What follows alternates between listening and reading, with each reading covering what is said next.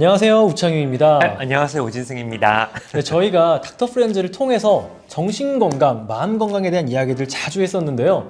오늘은 바로 직장인 마음건강 회복을 지원하는 캠페인 직장인 마음 쓰담쓰담을 통해 인사를 드리게 됐습니다. 저희와 꼭 맞는 캠페인을 이렇게 만나게 돼서 그러니까요. 너무 반갑고요. 네. 이게 마음 건강이 왜 중요한지 또 얼마나 중요한지 이야기를 나눠보고 직장인들의 마음 건강을 위협하는 게 무엇인지 또 마음 건강 회복을 위한 방법은 어떤 것들이 있는지 다양한 이야기들을 오늘 나눠보려고 합니다. 마음 건강은 정말 우리 신체 건강만큼이나 아주 중요하잖아요. 맞아요. 예. 그런데 많은 분들이 그래, 마음 건강 중요하지 라고 생각은 많이 하시는데 도대체 왜 중요한지 그리고 얼마나 중요한지는 좀 생각을 잘 못 해보는 것 같아요. 그렇죠. 왜 그런지 아세요?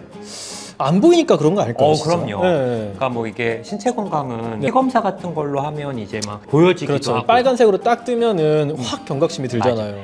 우창현 선생님 말씀하신 것처럼 이 마음 건강은 잘 드러나지 않는 경우가 많다 보니까 네. 내가 지금 어떤 상태인지 알기도 어렵고 또 정말 위험한 상태인데도 주변도 알기가 어렵고 또 본인도 그런 심각성을 모르는 경우가 정말 많습니다. 예. 또 이게 뭐 좋아지고 있을 때도요. 예. 몸에 난 상처나 뭐 뼈가 부러졌으면은 이게 나아지고 있는 어떤 과정이나 회복 상태를 우리가 눈으로 보고 느끼잖아요. 맞아요. 그런데 어떤 이런 마음 건강은 이런 확인까지도 좀 어려운 것 같아요. 맞아요. 네.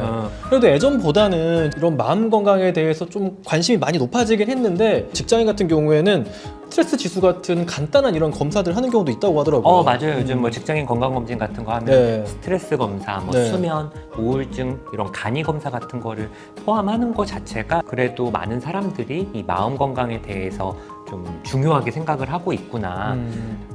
오은영 선생님도 계시고요. 오진 선생님도 계시고. 예. 요즘은 이제 힘들면 뭐 마음이 아파도 병원에 가야지 이런 생각들이 좀 많아져서 그래도 예전에 비해서는 병원을 방문하는 전문가의 도움을 요청하는 그런 어떤 문턱이 그래도 조금 낮아진 것 같다 이런 네. 생각은 좀 듭니다. 예. 정말 중요한 부분인 것 같아요. 그런데 직장인 분들이 이런 마음 건강을 조금 자가 진단 해볼 수 있는 방법들이 좀 있다고 해가지고요. 예. 그것 좀 여쭙고 싶어요. 제가. 맞아요. 예. 네. 고용노동부랑 안전보건공단에서 운영하는 직장인 마음 쓰담쓰담 홈페이지를 방문하시면 네. 감정노동, 뭐 직무 스트레스, 외상후 스트레스, 우울증, 자살 그리고 뭐 작업장의 어떤 폭력 수준이나 직장 내 따돌림, 위험성까지 저도 이 홈페이지 들어가서 한번 해봤거든요. 네. 7가지 유형의 자가진단 테스트를 누구나 해보실 수 있습니다. 직장인 맞춤 같은 느낌이 좀 드네요. 살면서 정말 다양한 스트레스를 받잖아요. 네. 직장인 분들도 보면 이 직무에 대한 스트레스도 있고 감정 노동 하시는 분들은 감정 노동 수준이 지금 어느 정도 수준인지 네. 이 검사를 통해서 확인해 보실 수 있고요. 네. 또 우울증은 이제 대표적인 정신질환 중에 하나거든요. 근데 내가 도대체 우울증이 맞는지 아닌지 이런 것들을 좀 확인해 보는 그런 검사도 이 쓰담쓰담을 통해서 해보실 수 있습니다. 그러니까 저도 오준 쌤이 이야기 해가지고 한번 들어가 봤는데요. 네. 이게 좀 단순히 정말 검사만 하는 게 아니라 영상과 같은 그런 관련 컨텐츠도 좀 확인해 볼 수가 있고요. 또 이제 근로자 건강센터나 뭐 근로복지 내 고용센터 상담 지원과 같은 전문 상담 기관에 대한 안내도 좀 되어 있다고 하니까 요즘 내가 마음이 좀 힘들다 하시면은 꼭 한번 방문해 보시고 여러 가지 이런 자가 진단들을 해보시고 객관적으로 나의 마음을 한 번쯤 확인해 봤으면 좋겠어요. 그러면 먼저 좀 우리의 마음 건강을 위협하는 사례는 어떤 것들이 있는지 네. 대표적인 유형들을 이번에 좀 제가 살펴보려고 합니다. 예. 첫 번째는요, 감정 노동에 대해 좀 먼저 이야기해보고 싶어요. 예. 그래서 감정 노동의 어떤 대표적인 직업은 좀 고객을 응대하시는 분들이 좀 맞아요. 아닐까 싶은데요. 예. 직접 고객을 대면하시는 분들도 있고요. 뭐 이제 저희처럼 이제 병원에서 환자분들을 이렇게 대하시는 분들도 있고 대면은 아니더라도 이렇게 음성을 통해서 낯선 고객들을 계속 응대하시는 분들도 있어요. 맞아요. 그리고 뭐 또 있죠. 뭐 버스나 택시 이렇게 교통 승객을 대하시는 분들도 있는 것처럼 정말 이 감정 노동을 경험하시는 분들은 너무 많은 것 같아요. 맞아요. 감정 노동이 힘든 이유는 여러 가지가 있는데 일단은 고객을 대하는 과정에서 항상 웃는 얼굴로 그게 보통은 이제 회사의 지침이나 요구인 경우가 많아서 본인의 감정을 좀 강제로 이렇게 억누르는 이런 것들이 사실은 감정노동 하는 분들한테 좀 힘들 수밖에는 없고요. 또 응대하는 과정에서 어떤 고객들로 인해서 맞아요. 마음의 상처를 받거나 혹은 이제 내가 할 수 있는 일은 딱 이 정도인데 그 이상의 일을 자꾸 요구하면서 있죠. 예, 맞아요. 좀 힘들어하시는 분들도 많고요. 회사나 고객들한테도 항상 평가받는 느낌, 감시받는 느낌 이런 부분 때문에 이런 감정 노동이 굉장한 스트레스로 좀 다가올 수 있을 것 같아요. 그러니까 이렇게 듣기만 해도 정말 그분들이 얼마나 그 마음속으로 힘들지 좀 음. 상상이 되고요. 고객이 부당한 요구를 하거나 잘못을 해도요. 이게 내 잘못처럼 되는 경우들이 있잖아요. 맞아요. 그렇죠. 고객 응대만 해도 힘든데 이제 회사에서까지 나를 좀 인정해주지 않거나 이런 감정 노동에 대한 어떤 문제까지 해결책을 제시해주지 않으면은 너무 힘들 것 같아요. 그래서 사실은 이런 회사의 역할이 굉장히 중요합니다. 네. 이런 악성 고객에 대한 어떤 매뉴얼이나 우리 직원에 대한 어떤 보호 장치가 진짜 필요하고요. 네. 그래서 뭐 요즘은 감정 노동자들을 위해서 어떤 회사에서는 이런 치유 공간을 운영하기도 해요. 네네. 그래서 미술 치료 프로그램이라던가 뭐 힐링 프로그램 그리고 상담 프로그램을 운영하는 회사들도 저는 많이 봤거든요. 그래서 진짜 회사의 역할이 정말 감정 노동자들을 위해서는 중요하다고 생각이 듭니다. 회사나 어떤 기업의 문화 그리고 지원 프로그램을 통해서 조금이라도 그 마음에 좀 치유가 되면 좋을 것 같아요. 다음으로는 또 정말 많은 분들이 공감하실 것 같아요. 바로 직무 스트레스. 직무 스트레스. 직무 스트레스 엄청나죠. 이 단어만 들어도 예. 숱한 기억들이 떠오르는 것 같아요. 직무 스트레스라고 하면 많은 분들이 과도한 업무로만 이렇게 생각을 하시는 경우가 많은데 뭐 업무량, 뭐 업무 난이도 외에는 네네. 지금 내가 일하는 환경이 안전한지 아, 깨끗한지 쾌적한지 이런 물리적인 환경도 이런 직무 스트레스와 관련이 있고요. 네네. 그리고 자율적으로 내가 업무를 할 수 있는 상황인지 동료들과의 관계는 괜찮은지 네네. 우리 조직의 어떤 문화, 업무에 대한 보상이 좀 적절한지 네네. 이런 부분들이 다 직무 스트레스와 관련이 있습니다. 그러네요. 듣고 보니까 보통 직장인이라고 하면은 회사 생활이 결국 조직 생활이기 때문에 단순히 내 업무가 뭐 어렵다, 많다 하는 것보다도 그 외에 정말 여러 가지 업무 환경들의 영향도 당연히 있겠네요. 맞아요. 직무 스트레스 경험이 좀 있으신가요? 그쵸. 뭐 인턴 레지던트 때 네네. 우채영 선생님도 경험해 보셨겠지만 네네. 정말 뭐 집에 일주일에 한 번만 가고 남은 기간은 다 병원에서만 자고 네네. 뭐 잠도 제대로 보장이 안 되잖아요. 네네. 항상 코를 대기하고 있는 상황이니까. 진짜 네. 그때 진짜 직무 스트레스가 너무 많았고 환경 자체가 좋지 않았네요. 근데 그나마 저는 그래도 극복했던 게 업무량은 많았지만 이렇게 동료들 그리고 선후배들이 어쨌든 네네네. 고생하는 걸 다 아니까 못되게 하는 선배도 있지만 네네. 그래도 힘든 것 좀 이해해주고 맞아요, 좀 맞아요. 도와주려고 하고 내가 좀 아프면은 자기들이 일해주고 약간 그렇게 극복했던 것 같아요. 똑같이 저랑 비슷한 이만큼의 능력으로 요만큼 일을 하려고 하는 동료들을 보면서 맞아요. 서로 도와주고 하면서 그 시간들을 좀 버텼지 않았나 좀 그러니까. 생각이 들긴 하네요. 이런 업무 환경과 관련해서 좀 더 구체적인 유형을 제가 좀 몇 가지 더 얘기해 보려고 하는데요. 네. 절대 있어서 안 되는 바로 직장 내 따돌림 문제가 있습니다. 그게 또 일반적인 인간관계에서 어떤 따돌림과 직장 내 따돌림 좀 차이가 있나요? 그렇죠. 직장 내 따돌림은 조금 더 좀 범위가 좀 더 넓습니다. 그러니까 업무와 관련된 일들이 발생해요. 거기까지 가는군요. 예를 들어 이 사람을 따돌리기 위해서 이 사람의 성과를 잘 인정해주지 너무 않는다거나, 화나겠다. 그리고 승진이나 보상 같은 대우는 사실 굉장히 공정해야 되잖아요. 그렇죠, 그렇죠. 이 사람 따돌려야 되니까 그런 부분에서 좀 차별을 한다거나, 유독 이 사람한테 더 엄격하고. 부당하게. 부당한 징계를 부당하게 느낄 수 한다거나 있게. 이런 부분이 직장 내 따돌림에 해당이 됩니다. 또 어떤 게 있을까요? 듣고 보니까 뭐 이제 다들 정말 꺼리는 좀 위험하거나 누군 하고 싶어 하지 않은 그런 업무를 준다든지 맞네. 휴가 같은 걸 내가 쓰려고 할 때 이걸 좀 쓰지 못하도록 이렇게 뭔가 압력을 준다든지 뭐 내가 원치 않았는데 갑자기 다른 부서로 정말 일도 달라지고 환경도 달라지는 게 스트레스잖아요. 이런 것들까지도 다 좀 해당될 것 같아요. 이런 모든 것들이 직장 내 따돌림에 좀 포함될 수 있는데요. 뭐 정당한 방법이 아닌 어떤 부당한 처사들이 네네. 대부분 여기에 해당된다고 보시면 될 것 같습니다. 또 한 가지 떠오른 게 있는데 이게 정말 없어져야 되는데 한 번씩 이슈가 되는 거 성희롱 관련 문제. 그렇죠. 이거 진짜 심각한 문제죠. 그러니까 뭐 직장 내에서 일어나는 어떤 신체적 네네. 또 정신적인 성희롱이나 성폭력이 있을 수 있거든요. 네, 그러니까 진짜. 진짜 이런 일은 뭐 고객을 응대하는 과정에서도 일어날 수도 있고요. 작업장 폭력 수준이라고도 이야기를 합니다.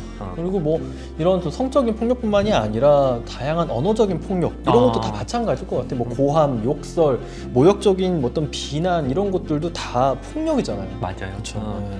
그래서 뭐 직장 내 동료 혹은 뭐 상사, 고객에게서 이제 정말 다양한 폭력 상황이 발생할 수 있는데 네네. 그러니까 이런 부분도 이제 우리 회사에서 좀 이 조직에서 보호할 수 있는 그쵸. 장치나 제도가 정말 잘 마련되어 있는 것도 중요하다고 생각이 듭니다. 언젠가 제가 뉴스에서 보니까 한 카페에서 고객이 어떤 이런 언어적, 신체적 폭력 상황을 일으키면은 해당 직원을 우선 그 장소에서 벗어나게 하는 방법이 있더라고요. 일단은 그 고객과 좀 분리시키는 거죠. 네. 맞아요. 정말 좋은 방법 중에 하나긴 하거든요. 그러니까 뭐 계산대에서도 이제 폭언, 네. 뭐 상품을 막 던지거나 네. 이런 폭력이 발생하기 쉬운데요. 이런 경우는 사실 다른 고객들도 굉장히 이 상황이 불쾌하고 그쵸. 혹은 무서워하고 뭐 다치실 수도 있거든요. 맞아요. 그러니까 이럴 때는 일단 처리 담당자에게 얘기하고 악성 고객을 지금 괴롭힘 당하는 직원과 분리하는 게 굉장히 중요합니다. 그리고 이런 클레임은 이 의사결정을 하는 이 상위 직급자가 좀 응대를 하면서 이 악성 고객과 지금 피해를 당하는 직원의 응대 시간을 좀 최대한 줄이는 게 상황을 커지는 걸 막을 수 있거든요. 이렇게 고객을 응대하는 분들의 경우에 직원의 친절도 물론 굉장히 중요하죠. 그런데 그만큼 이 악성 고객에 대한 매뉴얼이나 이 직원을 보호하려는 기업 문화 이것도 정말 중요한 것 같아요. 제가 오프닝 때도 잠깐 얘기했는데 이번에는 우울증에 대해서 제가 얘기를 하려고 합니다. 우울증의 대표적인 증상이 뭐가 있을까요?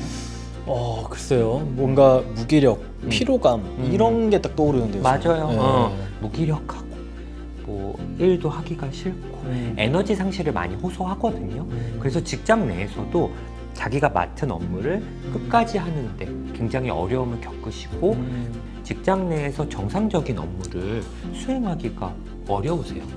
네, 게다가 이 우울증의 증상 중에 수면장애도 좀 많다고 제가 들었는데요.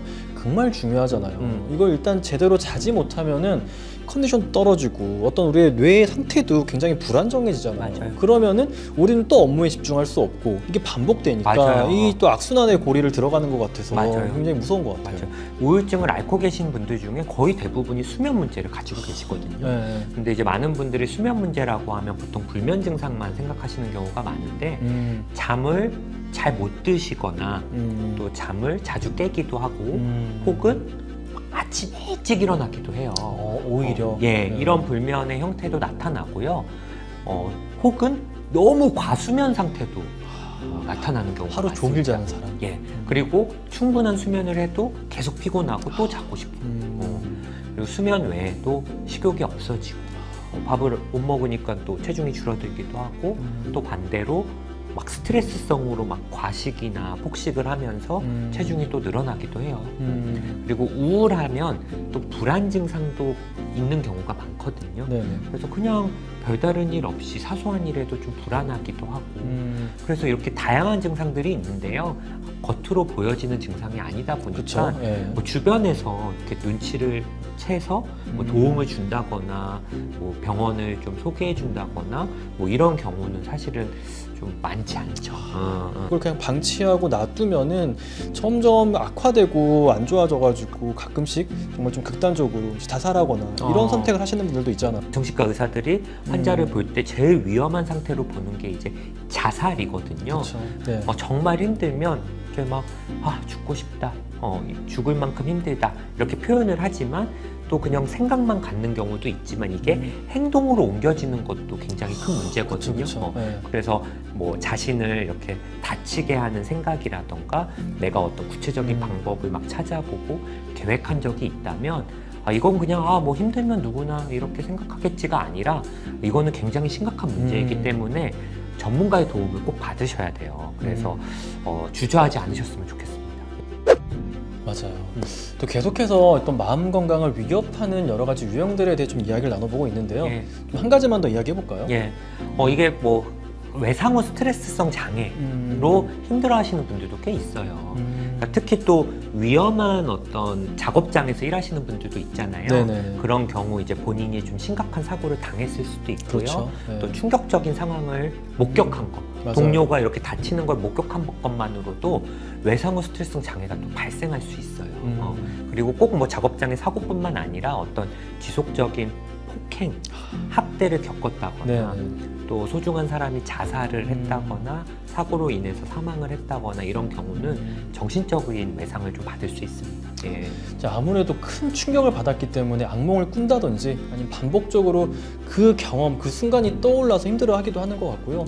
일을 하다 보면 좀 비슷한 상황이 올 수가 있는데 이럴 때 정말 더 긴장하고 경계하게 되는 당연하죠. 이런 증상들이 생길 것 같아요. 그리고 좀 예를 들어도 동료분이 어떤 사고로 이제 사망한 경우에 어떤 자신의 잘못이 아닌데도 죄책감을 맞아요. 느낀다거나 아니면은 이게 너무 고통스러우니까 다른 사람을 오히려 좀 책망하거나 원망하게 된다거나 이런 여러 가지 상황들이 생길 수 있을 것 같아요. 맞아요.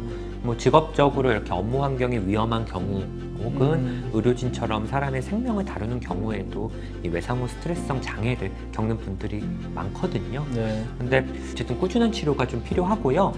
외상을 겪고 좀 빨리 치료를 받을수록 사실은 예후가 굉장히 좋습니다. 그러니까 저절로 좋아지겠지, 시간 지나면 낫겠지 보다는 내가 좀 힘든 증상들이 있다면 좀 최대한 빨리 전문가를 만나보시는 거를 좀 추천드리고 싶습니다.